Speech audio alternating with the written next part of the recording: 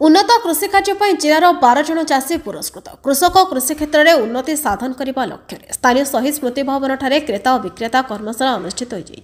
कृषि और कृषक सशक्तिकरण विभाग आनुकूल्य एएफसी इंडिया लिमिटेड पक्षर कर्मशालार आयोजन कर मुख्य जिला कृषि अधिकारी ज्ञानवल्लभ दास पौराहित आयोजित कर्मशाला मुख्य अतिथि भाव बृहत उठा जलसेचन प्रकल्प राज्य मुख्य डॉक्टर रवीन्द्र कुमार पाइकराय मुख्य वक्ता भाव ओयूएटी विश्वविद्यालय पूर्वतन प्रोफेसर डॉक्टर सनत मिश्र एएफसी राज्य मुख्य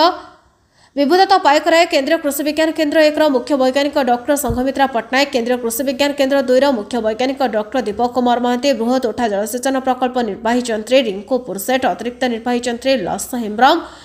अतिरिक्त जिला कृषि अधिकारी मधुस्मिता जेना सहकारी कृषि अधिकारी रमय रंजन महंत और अर्चना बड़ा प्रमुख अतिथि भाव जोगदे चाषी और क्रेता मध्य एक संपर्क सृष्टि कर चाष उत्पादन उचित बिक्री व्यवस्था करने जहाँफल चाषी अधिक भाव लाभवान हो पार कर्मशाला मुख्य लक्ष्य रही कर्मशाला जिलार 26 ब्लॉक रु 250 चाषी अंशग्रहण करते कर्मशाला चाषी उद्देश्य मिलेट इफको लिमन ग्रास और मृत्तिका विहीन चाष पक्षर स्टल खोल जहाँकि चाषी मान चाष क्षेत्र में सहायता जोगाइबाक विभिन्न प्रशिक्षण प्रदान कर अवसर में उन्नत चाष कार्य जिला 6 ब्लॉक 12 जन चाषी को पुरस्कृत कर बांगिरीपोषी कमल चंद्र महांत बलराम गिरी सुशांत कुमार गिरी और परशु कुमार गिरी बड़साई गोपबंधु नगर ब्लॉक सरस कुमार प्रधान और रीताश्री राउत जामता ब्लॉक लालमोहन नायक और सावित्री गिरी सुख्रोली ब्लॉक सुशांत कुमार महांत और प्रहलाद नायक एवं कप्तिपदा ब्लॉक मोहन दास और दुर्जन सिंह चाषी को मानपत्र सह उत्तर दी अतिथि माने पुरस्कृत करते उक्त कार्यक्रम को स्कीम सहकारी मानस Mahanti DLM Deepak Kumar CO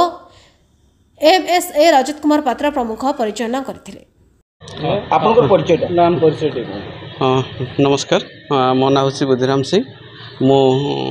Jamda block रु आसी जामदा ब्लॉक रे हमर दुलाल तरफ जो कार्यक्रम जो चली से बहुत गुड़ा पनीपरिया सब कराऊँच तो से आम जो करुले आम निजे निजे करुले एवं सरकार तरफ जो साहाय्य आमको दिहूँ से आम बहुत खुशी अच्छु आ बहुत भलरे आम समस्ते करूँ तेणु सरकार को मुझे बहुत बहुत धन्यवाद देवी ए प्रोग्रामटा करने।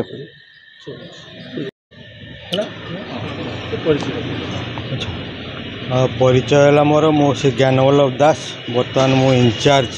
सीडीओ मयूरभंज अच्छे एवं आज जो आमर बृहत उठासन प्रकल्प अंचल जो चाषी आउ क्रेता मध्य गोटे सृष्टि आ उत्पादन बिक्री गोटे आलोचना चक्र होमर आमर विभिन्न आमर ओटीर एवं विभिन्न साइंटिस्ट माने जोग देइचंती तेणु आज मुख्य लक्ष्य है जो माने आमर चाषी माने जो उत्पादन करते आम बजार को आम कि पहुँचे पार बजार तांकर सृष्टि करा जहाँद्वारा कि चाषी तार जिनस ठीक भाव में बिक्री कर ठीक दाम रे बिक्री कर तादर लाभ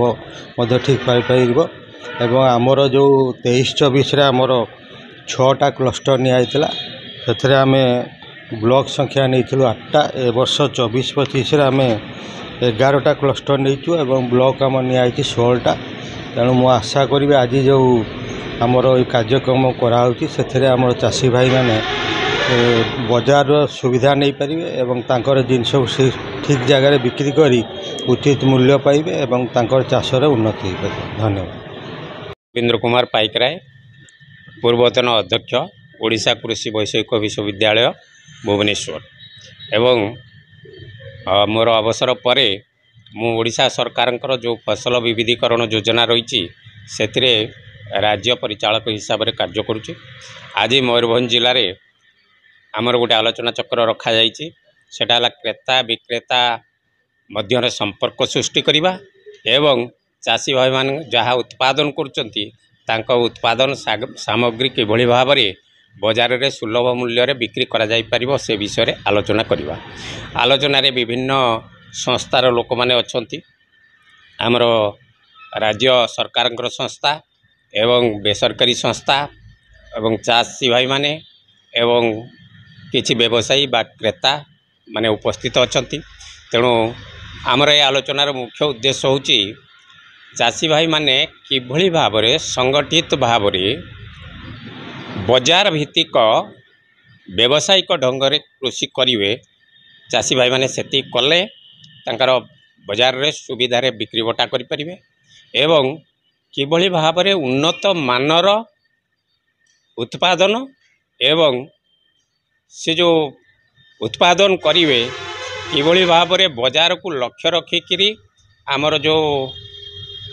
खाइबा लोक जोटे खाउटी आम कहे खाइबा लोकर चाहिदा देखिकी डिमांड देखिकी जदि उत्पादन कला ताहले आमर बाजार विशेष किसी असुविधा हेब नाही किंतु एवं ता सहित एवं एक गुणवत्ता थिबा एक उत्पादन करने उचित एवं ता भितर जो संपर्क सृष्टि हम क्रेता और विक्रेता भितर किसी मध्यस्थता निहाती दरकार कहीं चाषी केवे सीधा सड़क भाव में क्रेता सहित संपर्क रखिपर ना तेणु संपर्क रखापी सरकारी संस्था किछि बेसरकारी संस्था एवं किछि आमर जो अच्छी कृषक उत्पादन संगठन किंबा स्वयं सहायक गोष्ठी किंबा गाँ गहली जो माने बेकारी युवक अच्छी से किभली भाव में संगठित करी आमे जो जहाँ चाषी उत्पादन करताकू गोटे जगार एकत्रित करी किभली भाव में बाजार सहित लिंक रखिपारे से बाबद में आलोचना करिवार आमर मुख्य उद्देश्य आज एवं सबुबले मुख्य उद्देश्य रोचे चाषी किभली भाव में 2 पैसा अधिका लाभ